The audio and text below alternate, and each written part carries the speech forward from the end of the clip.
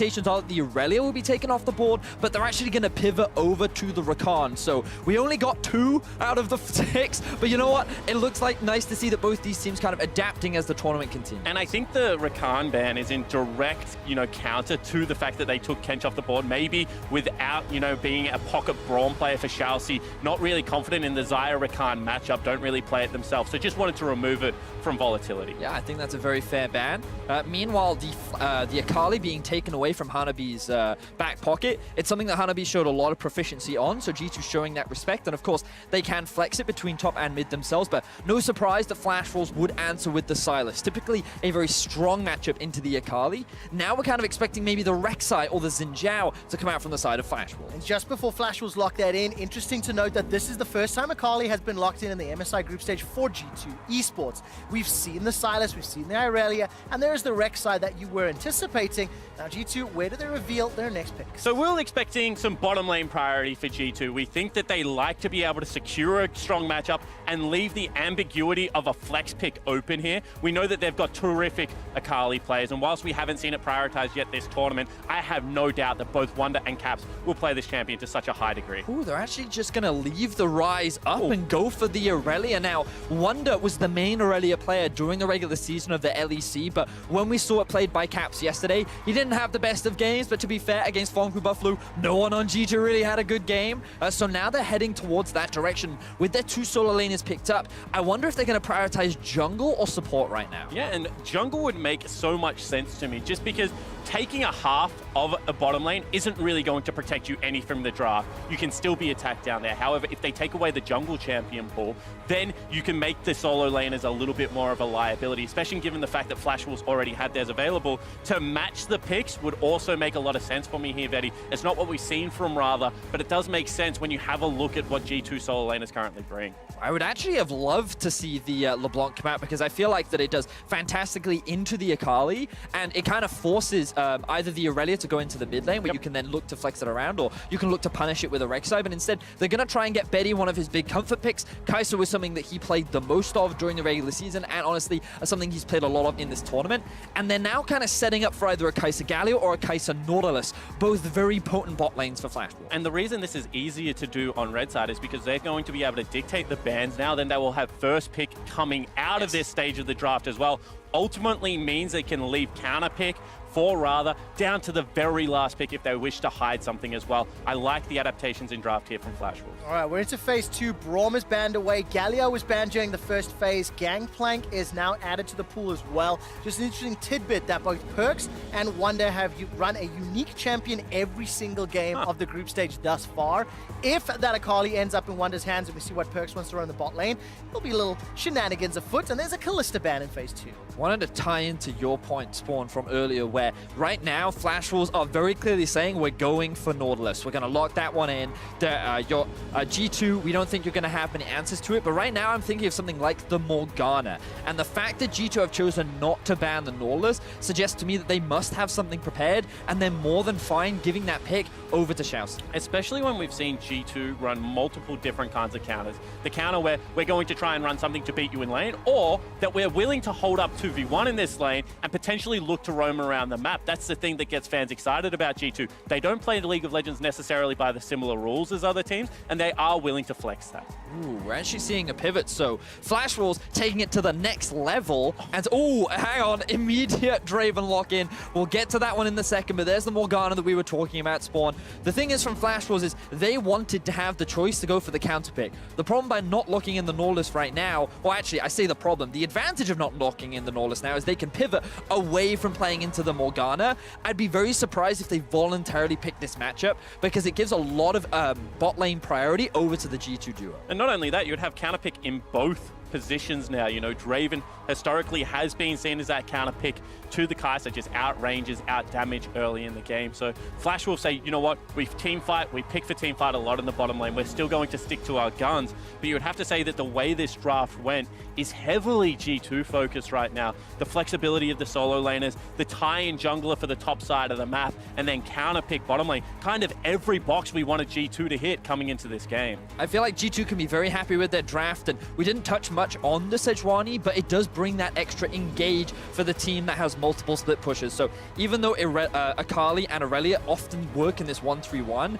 Akali and Aurelia often one of the best split pushes at team fighting as well. So you combine that with a Draven with a Black Shield and the Sejuani ultimate, G2 have options to fight around these neutral objectives. In saying that, Flash Wolves is all about the team fight, so I don't expect the collapse to come in. I expect the isolation, the separation, play the map, get the experience leads, because we saw against Flash Wolves yesterday, TL kept fighting and they just kept losing against this LMS squad. Oh, it's going to be interesting to see what G2 can put on the board. Perks is his third Draven game this year. He's won one and lost one back in the LEC, but the stakes are significantly higher. If G2 eSports take down Flash Wolves right now, they will guarantee themselves a spot in the best of fives, in the top 4 at MSI going into the semi-finals.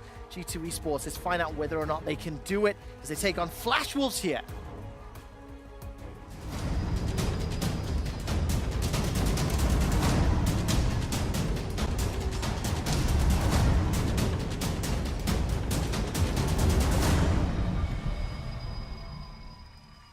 And while G2 eSports can secure themselves a spot, Flash Wolves are still fighting for their right to survive. They are sitting at 2 wins and 4 losses, and they are tied with Team Liquid behind SK Telecom at 3-3. And if you look at the mini-map, as it stands, Flash Wolves have got themselves grouped up around that banana bush and pushing forward into G2 territory. And you can see the immediately ward drop here from Perks will spot out the invade. On the flip side of the map, Boogie also warded very earlier, then took up the mid lane position. Both teams obviously expecting some level 1 aggression. I thought the Flash Wolves may look to consider trying to split the map, because one thing you've always got to be careful with the Draven Morgana lane is that they get that early gank assist and then suddenly that lane becomes out of control. So by forcing Jankos up towards the top side, yes, it runs the risk of having Radha and Hanabi put behind in the 1-versus-1, but the advantage is the Draven or Morgana are left isolated and they can't play as aggressively as they normally do. And you can see right there that Betty shows himself trying to dissuade any of that aggression and captured Roan down into the bottom lane.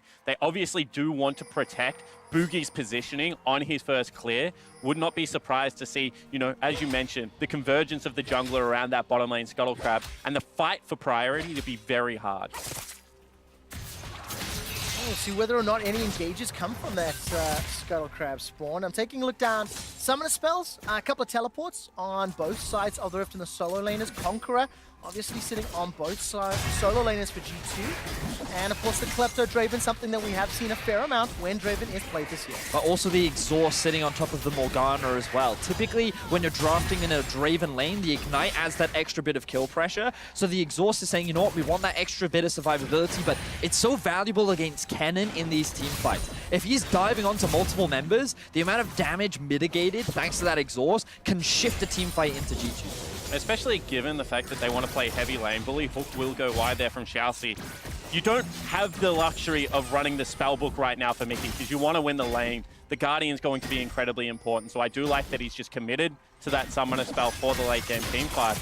And this is interesting to me from Flash Wolves because they're converging on the top side of the map as well. Could have been maybe a wave stacking into kind of be quicker than he would have liked, so therefore jungler has to path towards it. But Boogie ending up on a side of the map where I would expect Hanabi in the early stages to try and play a little bit safer, given, you know, the synergy between something like a Sejuani Aurelia game. Yeah, I'm actually very surprised because in terms of the pathing, Boogie started on his blue, he then went to red into top...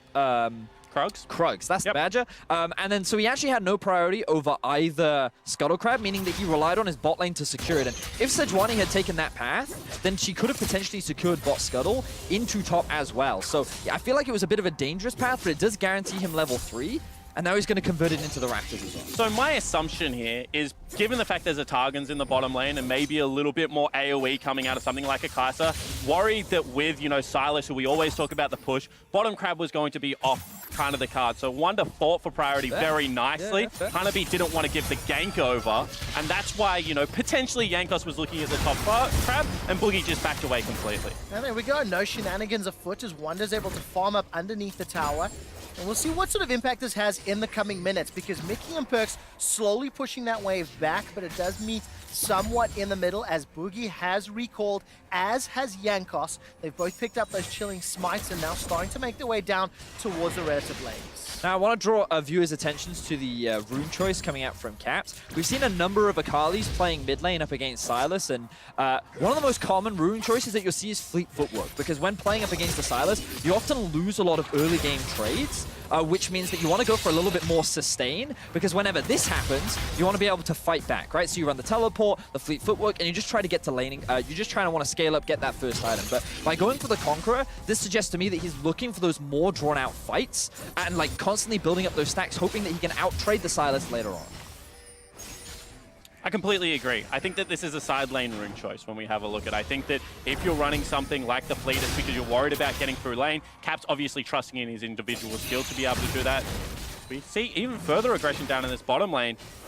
We keep holding our breath every time it happens because there is so much kill threat really on both sides with a lot of burst damage and a lot of CC. As well as junglers pathing bottom, so it looked like the heavy trades was a deliberate choice from Perkz and Mickey, and you were just waiting for them to pull the trigger on that engage. However, once again, you have to say that this is a good match out of Boogie to be down where his team needs it. Look, neither team is falling behind yet. With 5 minutes in of farming, and this is the first real gank that we've seen, Caps may need to blow the flash, holds on to it for now. Boogie's looking to chase further forward and didn't manage to fire anything more than the Prey Seeker. So Caps escapes with his life. Oh. Now down the bottom lane. It's all in. Perkz flashes to safety. Summoner heal's already used. Mickey continues to run. He's already used the exhaust. Now he flashes to safety. Doc binding will buy some time, but one more auto is not in range. Nobody goes down, and listen to the crowd. And you talk about volatility. 4 summoner spells burnt in that trade. Flash Wolves, however, will get the advantage. They force them out of lane. CS and experience going to be in their favor. And we talked about it in the draft, the consistency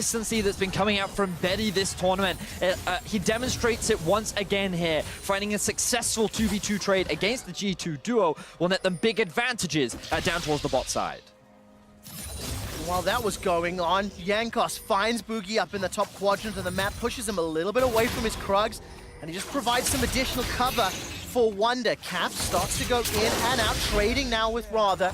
Rather has hijacked himself a perfect execution. We need to keep a close eye because either of these champions can just insta-burst down. Dark Binding finds a target. Mickey, only level 4, can't chase further. Rather, decides to chase away. Caps has gone too deep. Caught by a dredge line, and he bit off more than he could chew. And once again, credit to the support staff of Flash Wolves because they are tracking the G2 members. Second to the gank, but it pays off. And Flash Wolves, they didn't even have any vision on the minimap. It's just a tendency that we often see from Mickey, where after he does his first base at level 4, he looks for a roam, but Xiaoxi is there to match. Boogie, fortunately, is in a position where he can help with the counter gank, and the moment Caps tries to dower dive, he immediately gets punished. Beautiful stuff from the Flash Wolves. They get first blood. Eyes on the dragon as well. You can see Perkz dips his head into the river afterwards. And initially, this looks great from Mickey. It gets the ultimate out. You do have to question the over-aggression. Caps, even if he had have picked up the kill, certainly would have needed to burn a summoner spell at the minimum. Bit a little bit too far. And great execution there from Rather as well, because the moment that Caps was underneath the tower, Rather hits him with the W, gets a huge burst of heal as well. So all that execution damage that's supposed to come out from Akali, it looked like he didn't even do any. So there was no situation where he could trade the 1-for-1, and Rather comes out on top. I feel anxious as a European viewer now when I see Rather's competency on the Sylas. He has been going toe-to-toe with Caps and willing to pick those fights and trades. And, you know, he's got this advantage with the assist under his belt. And I need to see how this mid lane is going to continue to play out, and whether or not Caps can, you know, control himself a little more. And honestly, this ties back in with a bit of a criticism that I've had for G2 over the last few days, which is that their early game seems to have gotten worse from what we saw in day 1 throughout the rest of the tournament. And like, you only have to look at their Fongfu Buffalo game yesterday to really iterate how poor some of their early game decision making has been. And whether it's due to confidence or whether it's down to poor execution, G2 have fumbled, and it is ways in which teams have found avenues to attack them. But you do have to draw to the mental fortitude that they have, because it looks like in these games, it's not really getting on top of them. Sure, they've had some rough early games, but against SK Telecom, it was a similar story. They stuck to their plans. They're very coached, and they're just able to continue into what wins them games, even with deficits. So whilst they have made a fumble here, I have no qualm saying Caps will fight his way back into this game. Absolutely the case. I mean, it's a 600 goal lead in favor of Flash Wolves. This is by no means game winning yet. Just as an update, the players on stage have requested the stage lighting be adjusted for their comfort. So while we tweak some of the lighting on stage over in Vietnam, we'll carry on chatting about this matchup. But I just want to allude to the G2 mentality. This is a squad of friends and jokers and jesters to a degree. And losing even in some of the manners they had, like to PvB yesterday, I don't believe it weighs on a team like this because of the way that they approach the game and how their team environment is built. Yeah, absolutely. And I think that this is a team that has like the great, championship mindset coupled with some hungry players from teams that didn't necessarily have the success that they wanted on the international stage. Some veterans, some new blood in there as well. They seem to have got that perfect balance of what you need to bring together. And then they're also selfless when they play the game. That's the most impressive thing to me. We talk about these super teams. The fact that everyone can carry on this lineup and they let everyone carry is just so impressive. And there's a lot of similarities when you look over at the Flash Wolf roster, that had to rebuild around Betty, who has been sort of the mainstay carry, but rather, who I was not a huge fan of at the beginning of the group stage. He has won me over. His Orianna play was almost like an assassin in the ways that he was making those shockwaves work, especially against the likes of G2 and Perks. And as we can see, Betty and Xiao Si, I thought there may have been some engages there from Jankos. It didn't work. Yeah, it certainly didn't want to pull the trigger there. I think, once again, just trying to allow his team to push in a little bit more safely. One thing I will say about G2 is Flash Wolves, this is a team that didn't have the best regular season. However, came into the best of fives very prepared, especially the Mad team best of five. And I think that even throughout, the play in BO5, they showed that they are very good at scouting out what a team wants to be able to do and then enacting the counterpoint for it. And what's fascinating to me about this Flash Wolves and the old iteration of Flash Wolves is the old Flash Wolves always used to come into tournaments looking extremely strong. They actually upset a lot of teams, and then eventually they'd get figured out. Whereas this team seems to be the exact opposite as they slowly start to ramp up. As Jankos just gets eliminated. Jankos was stood on top of a ward. He had his ultimate stolen away, and yet he still pathed down towards the bottom lane. Easy punish for Flash Wolves, and it's not a mistake you can afford to keep giving this team who is ramping up. Flash Wolves 2-0 up and now 1,000 gold in the lead. However, in this time, Caps has dug into Fog of War. Hanabi has a pushing wave. You can see how hesitant he is to go forward. So close. I'm waiting to see whether or not Caps jumps out. The observers have toggled the G2 and Flash Wolves' respective visions, so obviously Hanabi wasn't aware. Caps decides not to waste more time. The minion wave is crashing into his tower, and he's gone back. And you can see that potentially right now G2 want to play towards the top side of the map because they've got the two control wards in the bottom side river. This shows me as potentially a hook is on. All right, Dredgeline will find its target. That's an easy stun onto Xiaoxi, but Mickey's dropped so low. Whirling Death and one more spinning axe allows Perks to pick up the kill. I didn't see what the bonus gold was on the minimap. Rather, had already left lane, and G2 are on the board. Yeah, they certainly are. That's a great gank enacted after, this proper vision set up here for the G2 lineup. All right, another engage in the middle lane as Rather and Caps are trading back and forth. Hijack is on cooldown, so Rather can't get the perfect execution. And G2 eSports, they claw back the gold deficit. So even though we see Flash Wolves being the more proactive team in the early game, punishing the mistakes from G2, the gold is surprisingly even. A lot of it is coming down to the fact that Pokes just picked up this massive shutdown on the Draven, and he's now sitting at a healthy amount of gold. He's actually built up a 500 gold lead up against his lane counterpart. But it's fascinating how Rather actually has an XP advantage in the mid lane. Betty is a whole level up over Perks. So, this game is still hilariously close, even though Draven just picked up a massive shutdown goal. And quite an early Ocean Drake picked up in what is becoming a volatile laning phase. Will swing this, I think, a little bit further into the Flash Wolves' favor. Shades of this Draven build reminds me a little bit of Bankflank. You got the Klepto to start taking up some gold. You got the fact that you only need to be able to CS well. One kill changes kind of the course of what the bottom lane of the map looked like it was taking. I mean, it does. There's still a 10 CS advantage in a completed Storm Razor, but here's a replay of how Perks got the kill. So here we see a pushing wave working its way towards G2's duo. So Flash Wolves feel confident to try and force this because it looks like G2's overextended. They don't expect Jankos to, after just dying, immediately walk in through the lane. So they end up getting punished for a slight overstep. And let's talk about why they didn't expect Jankos there. He had cleared his bottom jungle and then had the full top jungle available, and Caps was rotating up there, so they knew there was no vision topside. In any other case of a jungler, you would generally go up, clear your full topside jungle, look for a gank onto the Aurelia lane. That seems to be the area that G2 like to attack. but they bucked the trend once again and surprised the Flash. And something that we've said many times before about the Flash Wolves Spawn is that they are a creature of habit. Even though they are a team that has shown growth, they still often rely on a lot of the old traits that they found so much success with over in the LMS, which is secure an early Drake. Once you've got it, rotate your bot up towards the top side and get yourself that Rift Herald. And once they have an early lead, I feel like they are a team that knows how to move around the map with it. Well, 1, 2, and 3. Every tick point that we've seen from their local league has come true. First Drake picked up, first Herald picked up. The duo lane continues to siege and put pressure on the top lane, and Rather has already used that hijack. Jankos sitting with the ultimate available if he wants to jump in. Is not going to do so just yet. Instead, we take a look. Hanabi pushing the bot lane. The duos are now battling up top. And you can see that this is, Fook just spell shielded out there. This is the kind of game that Flash Wolves love to play because they're taking the first step and actually making what is normally a very proactive G2 team slightly reactive to the pace of the game in saying that still great scaling in this lineup, still a very good 1-3-1 comp.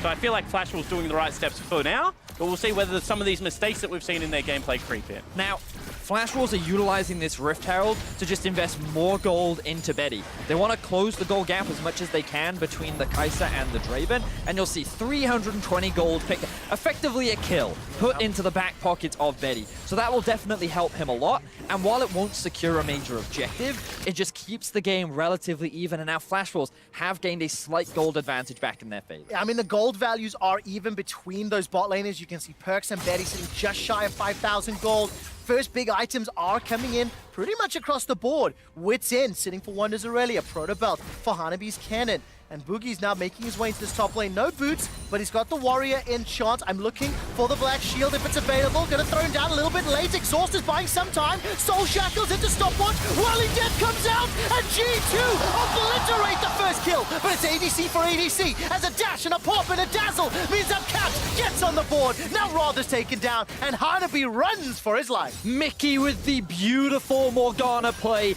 to set up the 3-man stun to allow the rest of Jankos to get that collapse. Teleports came in from all over the map, but it was G2 that ended up coming out on top. And it was because they arose first, Betty. This is a team that is so quick on the trigger. Just impressive collapse. And that looked like a free gank because the Black Shield, I believe, started on cooldown there. You saw it used in the laning phase. You saw the aggressive posturing, but G2 read the player and able to collapse. Zero hesitation. Everybody threw their champions into the top lane. And as you mentioned, that exhaust a few minutes ago, Vedius, coming in crucially to keep Perks alive as it started. Now, Hanabi did not use his flash, and Jankos stood on top of a ward, or he's clearing out the ward, rather. Means that Hanabi's not going to get dove, but I held my breath and we can finally see this replay. So Boogie in a great position, he gets a good knockup, the Black Shield comes out late, knowing that, okay, the CC's already been applied, so get what we can, but look at that 3-man stun coming out from Mickey. Sets up for a perfect ultimate from Perks to then follow in from the chain CC from the rest of G2. We don't have time as another fight kicks off. Yes, it does. Mickey finally uses his flash, continues to run for his life, dropped down to 150 HP. Betty's Icathian Rain was unable to pick up the kill, but a 3-man stack for the Flash Wolves should help them secure the first tower of the game. Looking at the minimap, Caps was making his way down, but there's no initiation opportunities yet. I love that Flash Wolves are not slowing down. Throughout this game, Boogie has just been invested in getting this duo ahead. He's found multiple successful ganks, and just there they nearly got another kill onto Mickey. By forcing out his flash and knowing that there was no double teleport on the side of G2, they could secure the first tower of the game, and once again, reclaim that slight gold advantage. And we'll see what they set up for now, because I would expect them to redeploy towards that bottom lane and go for the dragon. We keep talking about it, a predictable team in the Flash Wolves do like to fight around objectives. You know, the other play I would have liked to have seen is, you know, top turret is a hair's breadth away from being pushed over. It's only going to be an equalizing Ocean Drake, maybe seed, and look to trade for the gold objective. I really want to draw viewers' attention to the minimap right now, because you'll notice how much vision is being invested from both teams. There are wards scattered everywhere, but it's G2 starts off the fight. They are indeed. Caps may already have won the fight before it's even started. Xiaoxi and Betty are just obliterated. Wonder and Caps double team the bottom lane, but now all of a sudden Wonder's in trouble. He gets unburrowed and taken up. A beautiful 3-man stun.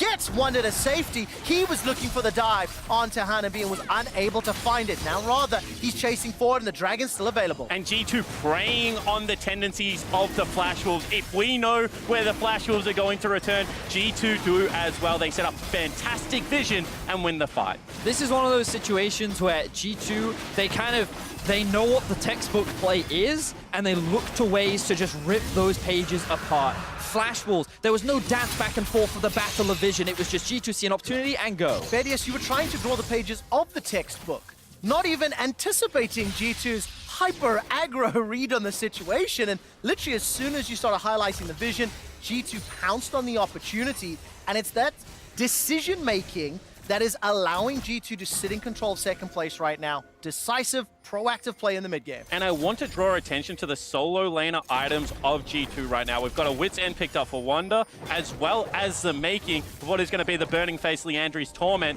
for Caps. Now, why is that important? Well, double AP solo lanes, so the Wit's End going to shut down both those sides, and then matched with the Conqueror, the ramped damage as Cap stays in combat for longer and longer in this side lane, makes his build less bursty and a lot more, continue to skirmish 1v1. Yeah, and I wonder if this is something that he's just specifically itemized for the Silas, but have a look at this. Cap's just sitting in the fog of war right now, immediately just dives onto Betty and obliterates him. There's no answer. The rest of Flash Wolves are just kind of spaciously moving in towards the Dragon Pit, even though they have no vision. Remember all that vision we were pointing out earlier? They felt like they had a pretty good read on what the situation of G2 was. They were like, oh, they started the Drake. We can start to make our way forward. We can start to set up for this play, but they don't have an opportunity, and G2 just pounce on top of them. And in that replay, we saw the power of that Morgana Black Shield.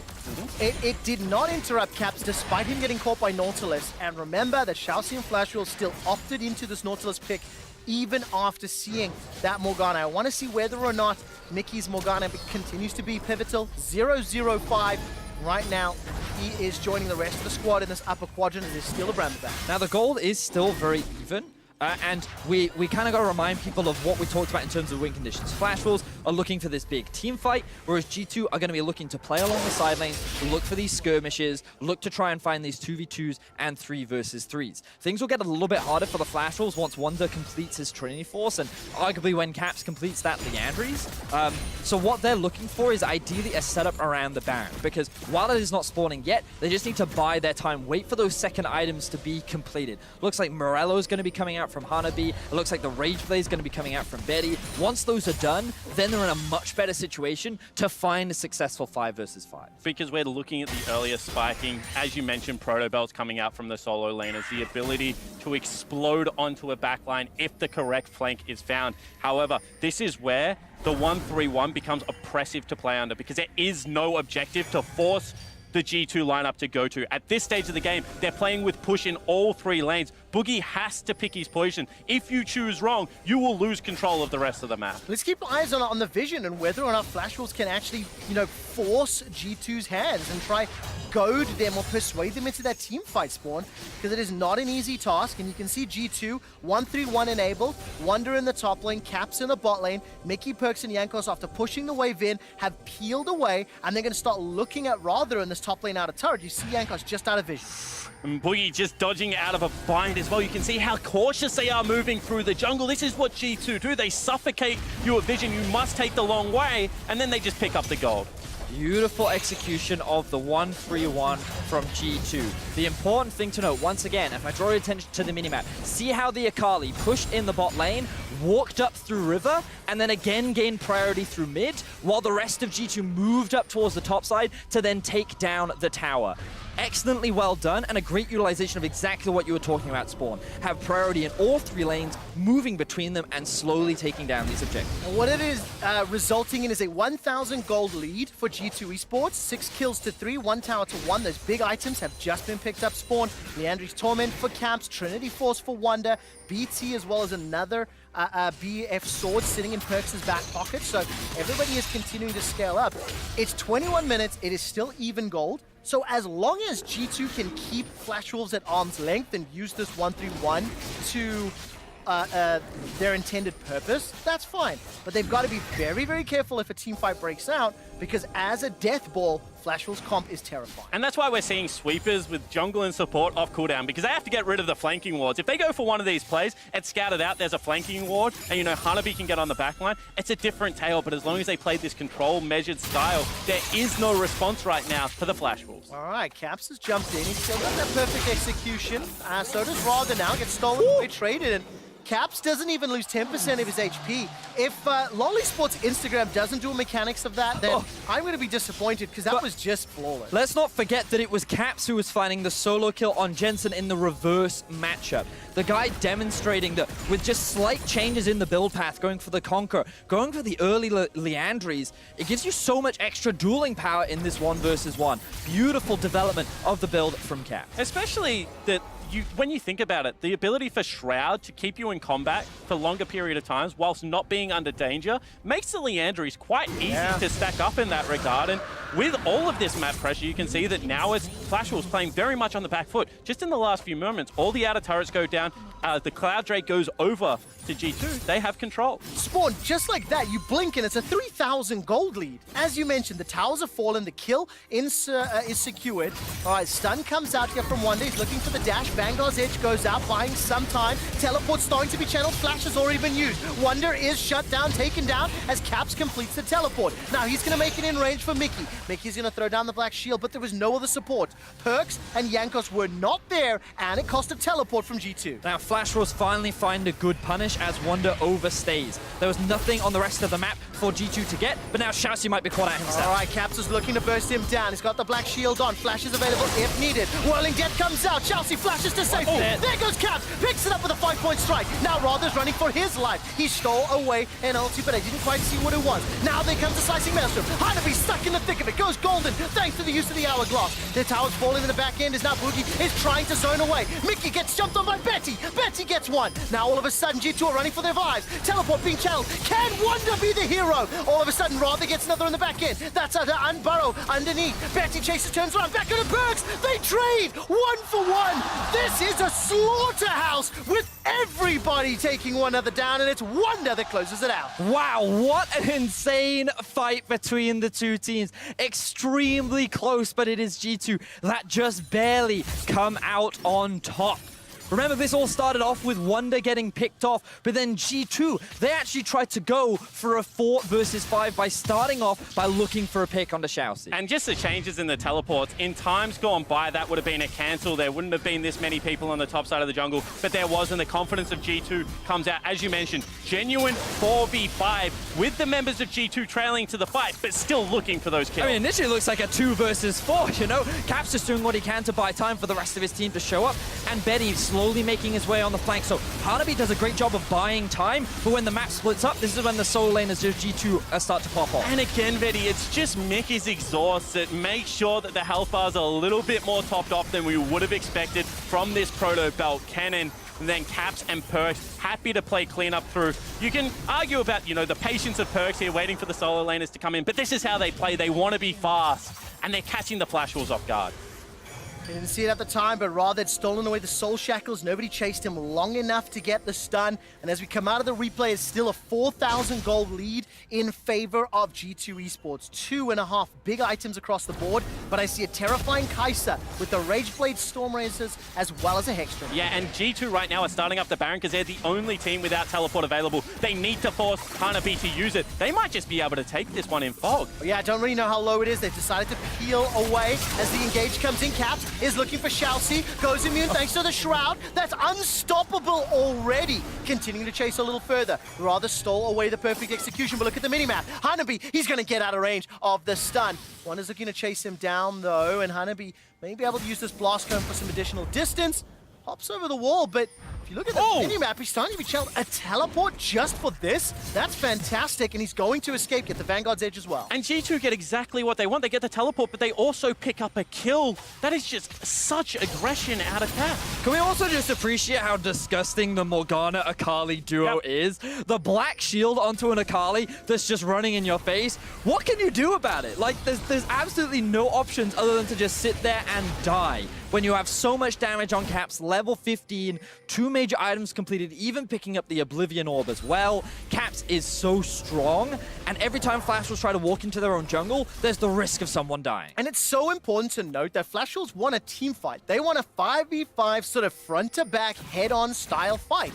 Maybe they can flank with Hanabi, of course. They're not getting that. That previous big exchanges that we've seen spawn has been when G2 have teleported in and finished what Flash Wolves started. Yeah, and that makes the game very difficult for Flash Wolves to play, because if you're not winning the split push and you're not winning the team fight, well, G2 are kind of beating you at both areas of the game, not to mention that now Hanabi's teleport is very far behind both Caps and Wonders. Well, Betty's gone.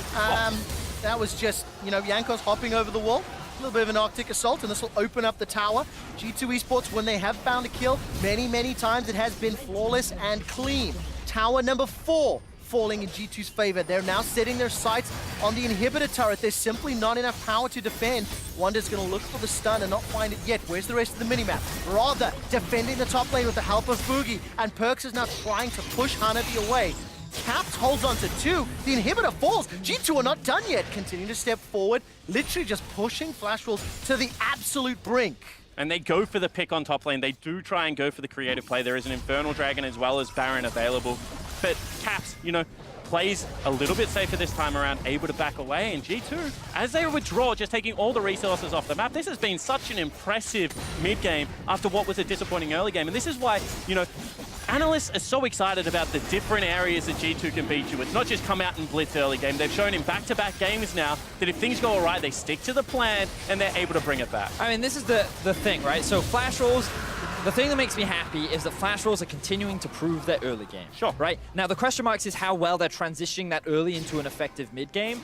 And unfortunately for them, one of G2's biggest strength is their 10 to 25 minute mark, when they complete their first items and they can start moving around the map. And unfortunately, Flash Wolves haven't really been able to set up for a situation where they could get the ideal fight, because again, G2 are just so good at finding those small windows to look for picks, go for skirmishes, and find those small fights. And in so many of the plays so far, it's been that half a second, you know, very confident communication that it has allowed G2 to get the edge. They didn't play this game from an advantage. You know, they were taking 5v5 team fights, so not even necessarily with the better comp. But what they did have is the communication and the confidence to be able to go for their plays and secure it. And now continuing to bait around this Baron area. So now Flash Wolves, their best bet is to try and steal away the Baron or get a good fight in the Baron. But unfortunately, they're slowly being starved out of vision. The entire top side of the map has gone completely dark, and the bright side for them is that G2 don't have necessarily the fastest Baron, but if you can't even approach the Baron, how exactly are you going to stop it? And if you can't win a team fight, because Mickey still has exhaust every time Hanabi comes in, regardless of whether it's a level 16 cannon, he's just been shut out. All right, Baron being dropped down, 50% HP. Boogie, Shalsi making their way up. Caps decides to engage. Remember that Black Shield does so much work. Baron's already picked up. Rather is now caught in and amidst the G2 members. He's trying to escape. He's got a stolen Morgana ultimate. Maybe that will become pivotal, but with Baron and 8,000 gold in the lead, there's a teleport going bot lane. G2 are just going to play the map to perfection. And this is the part of the G2 game that I love to see. When they think that they are minutes away from winning, when they're willing to burn resources to set up the wave exactly how they want them and go for that death hunt. It's a beautiful execution on how to push your advantage. They're not going too aggro, they're not taking these risks, and Flash Wolves, the number of options that they have are dwindling.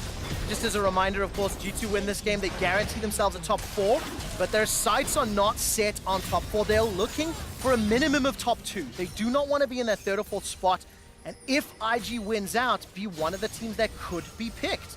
Let's see how this final siege plays out. Flash Wolves, on the other hand, they're still fighting. That's a gigantic spinning axe, but look at that. The Black Shield comes out. Perks easily able to step away. Flashes to safety. The Whirling Death has already been thrown out. Vanguard's Edge comes down. Perks takes out Rather. That's a stun onto Shalsi. He will be the next to fall. That's a double kill for Perks, G2's captain. They turn their attention further. Hanabi, defensive slicing Maelstrom. He's running for his life. Perks almost finds a triple kill. Not going to be lucky with a crit today. Stepping into the fountain. Not going to chase further than he needs to. The rest of G2 Esports are on the Nexus turrets. Perks once more than the double, stepping forward, getting all the shields, getting all the heal. Nexus turret number 2 is the focus, and Perks is keeping 3 members of the Flash Wolves inside their fountain. Caps dashes in and forced a flash out. The Nexus being ignored for now. The Winions are doing more damage. All of a sudden, Betty takes a couple of axes to the face as the Nexus goes down. G2 guarantee themselves a shot at the playoffs. And another decisive victory for G2 Esports. The early game, once again, they